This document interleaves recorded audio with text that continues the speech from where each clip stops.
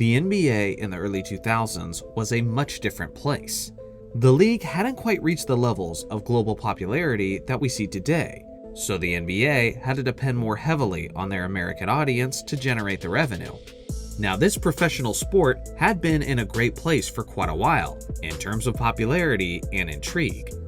They had the Showtime Lakers in the 1980s, Michael Jordan in the 1990s, and Shaq and Kobe at the start of the new millennium.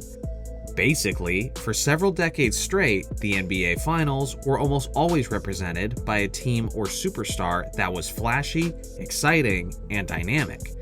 Shaq and Kobe won 3 straight championships between 2000 and 2002. But that all came to an end when Tim Duncan and the San Antonio Spurs eliminated them in the second round of the Western Conference playoffs. You would think that many NBA fans would be excited about this development. After all, Tim Duncan was on a quest to win his second NBA championship, which would presumably stir up interesting conversations about his standing among the all-time greats. Well, unfortunately, that's not exactly how the masses responded. You see, as good as the Spurs were, they didn't have much in the flair department.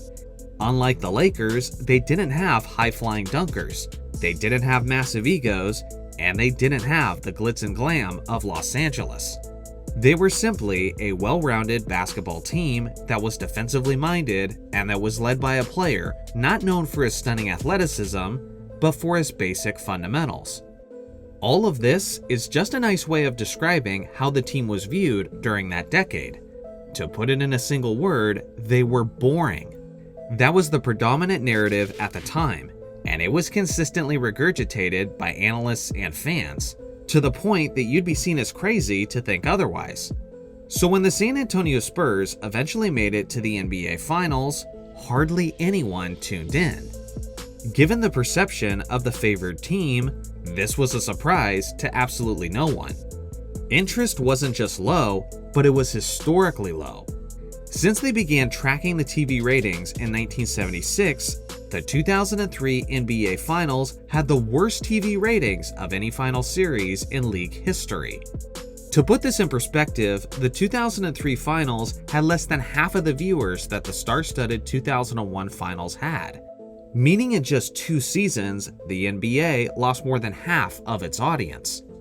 I'm not gonna lie, I was one of them. I was a sad teenage Laker fan who had no interest in watching a Spurs and Nets playoff battle. Now, to be fair, I had no idea at the time that it would eventually become my job to cover the NBA.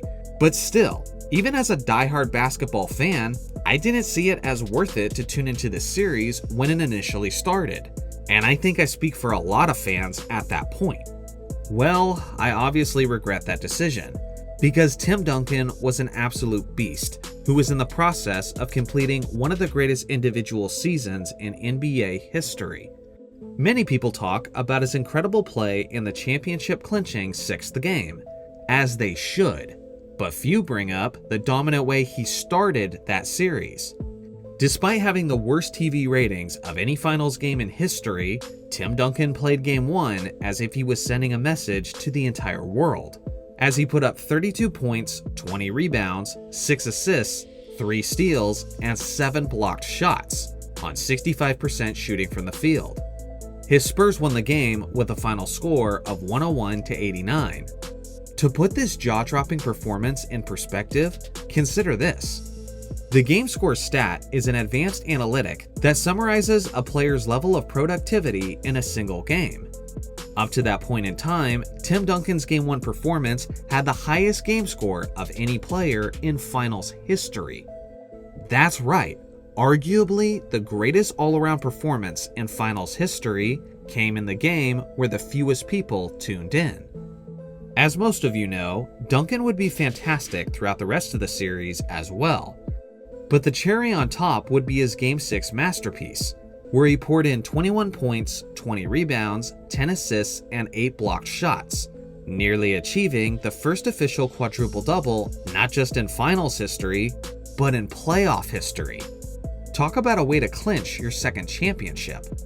To state the blatantly obvious, Tim Duncan was named the Finals MVP for the second time in his career, as he averaged 24 points, 17 rebounds, 5 assists, a steal, and over 5 blocks per game, on roughly 50% shooting from the field.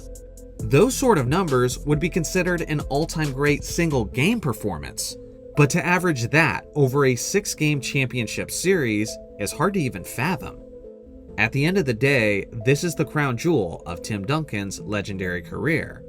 But at the same time, in a sad yet poetic kind of way, it is fitting that the greatest moment of Tim Duncan's humble career came at the time where the fewest amount of people were there to observe it.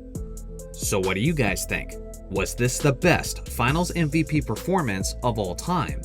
I look forward to hearing your thoughts in the comment section below. Shout out to the members for supporting my channel, and thanks for watching as always. Make sure to like and subscribe for more basketball content, and I'll see you guys in the next video.